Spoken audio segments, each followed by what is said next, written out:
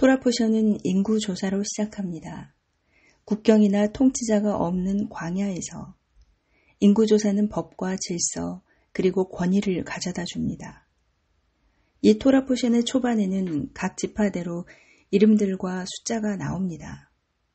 모든 캠프는 광야를 지나는 동안 각각의 특정한 거주 장소와 행진 순서가 있었습니다.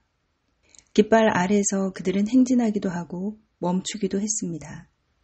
한 달 뒤 저희는 발락에 관한 토라 포션을 하게 되는데 발락 이야기를 통해 이러한 시스템이 효과가 있었음을 알 수 있습니다.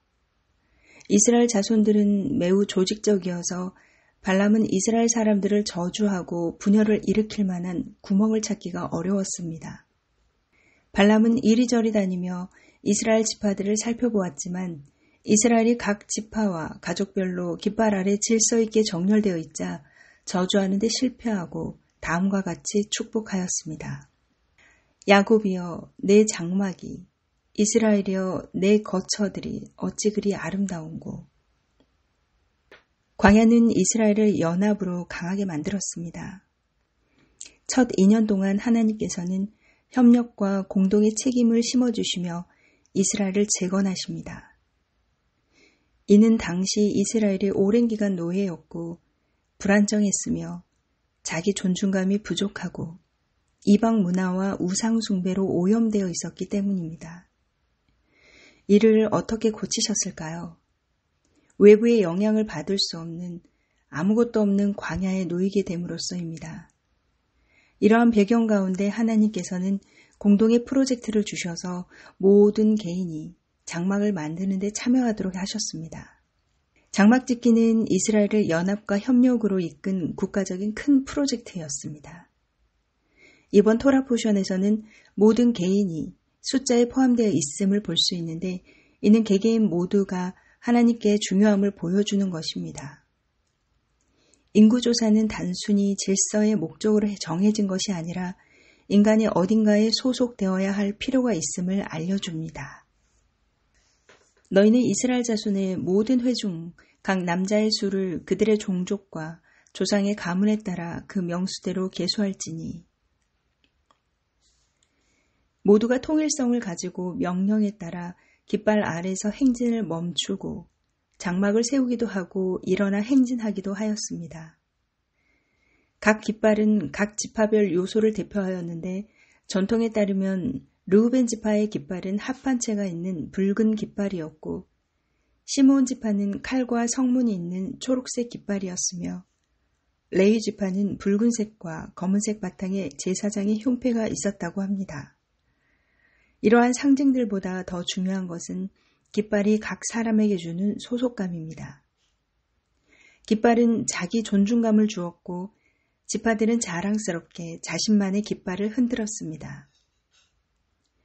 현대의 이스라엘 국기도 이러한 맥락에서 매우 중요합니다. 국민들은 그들의 깃발을 위해 목숨을 걸기도 합니다. 대가를 지불하고 국가의 비전을 위해 헌신한 것입니다.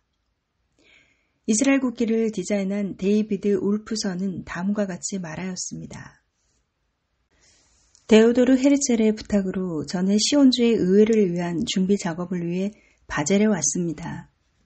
당연히 많은 문제 중에서도 유대인의 본질에 관한 문제가 저를 사로잡았습니다. 의회 홀에 어떤 국기를 걸어야 할까? 그러다 불현듯 생각이 났습니다. 그래, 우리는 이미 깃발이 있구나.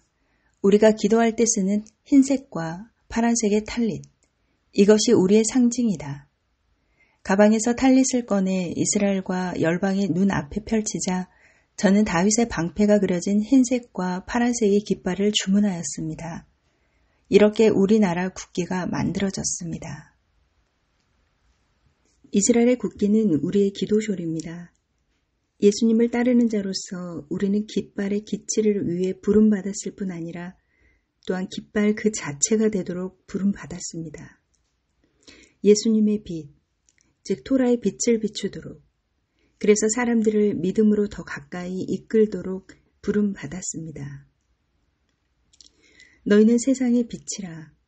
너희 빛이 사람 앞에 비치게 하여 그들로 너희 착한 행실을 보고 하늘에 계신 너희 아버지께 영광을 돌리게 하라. 사람들이 우리를 통해 자신의 삶을 수정하고 하나님께 더 가까이 나아갈 수 있어야 합니다. 예수님의 명령은 여기서 아주 분명합니다. 예수님께서는 사람들이 우리 안에 믿음과 기쁨, 행동을 보고 이를 통해 하나님을 알게 된다고 말씀하십니다. 우리는 친절하고 인내해야 하며 또한 사랑과 기쁨, 평화와 순결함을 보여야 합니다. 주 안에서 항상 기뻐하라. 내가 다시 말하노니 기뻐하라. 그렇다면 이러한 기쁨을 어떻게 얻을 수 있을까요?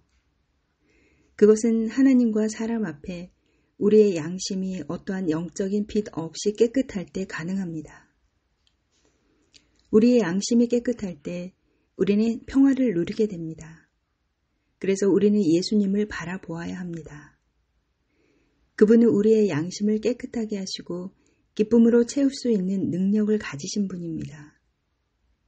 예수님의 빛이 우리의 믿음의 여정 가운데 비추실 때 새 힘을 얻게 되고 열정과 기쁨을 갖게 됩니다. 물론 우리는 메시아의 말씀을 지키기 위해 힘들게 분투하기도 해야 합니다. 그러나 예수님은 우리의 바위이시며 우리의 자신감이십니다. 믿는 자로서 우리의 담대함은 하나님의 말씀을 행동으로 실천하면서 나옵니다. 이것이 광야 생활을 했던 이스라엘 민족의 목표였습니다. 이집트의 악한 문화와 우상에서 탈출하여 하나님의 말씀을 지킴으로 영적으로 그리고 물질적으로 번성한 것입니다. 믿음은 좋은 것이지만 그 목적은 하나님의 말씀을 삶에 적용하는 것이 되어야 합니다. 단지 교회의 일원이 되어 예배 참석자로 있는 것만으로는 부족합니다. 기도의 집에서 어떻게 행동하는가가 중요한 것이 아니라 바깥에서의 우리의 행동이 중요합니다. 우리의 재능을 사용하여 가족과 친구를 돌봐야 합니다. 지역 공동체를 내 가족이나 교회의 연장으로 본다면 우리가 지역사회 발전을 위해 어떻게 해야 할지 고민해야 합니다. 큰 공장을 소유한 부유한 삼촌을 가진 한 게으른 조카가 있었습니다. 그는 삼촌에게 자신도 공장에서 직업을 얻게 해달라고 졸랐지만 그가 일을 하려고 하지 않음을 잘 알고 있는 삼촌은 그저 공장 안에 서 있기만 하고 다른 사람을 방해하지 않으면 월급을 주겠다고 약속했습니다.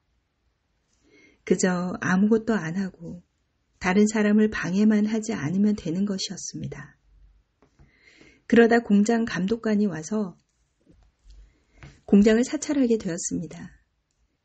다시 그는 모든 일꾼들에게 각자 하는 일에 대해 자세히 물었고 각 일꾼들의 역할이 공장이 잘 돌아가도록 하는데 왜 중요한지를 적었습니다.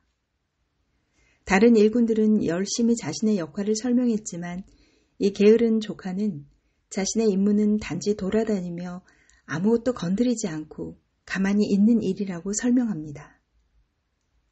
이렇듯 감독관이 오셔서 우리가 우리 주변에 얼마나 기여했는지를 점검하실 때 우리는 무엇이라고 답할 수 있을까요? 예수님을 믿는 자로서 우리는 하나님의 일꾼이며 그분의 일에 참여해야 합니다. 이는 가족으로부터 시작되고 교회와 지역사회로 확장되어야 할 것입니다. 그리고 우리의 집합, 우리의 나라로 나아가야 할 것입니다.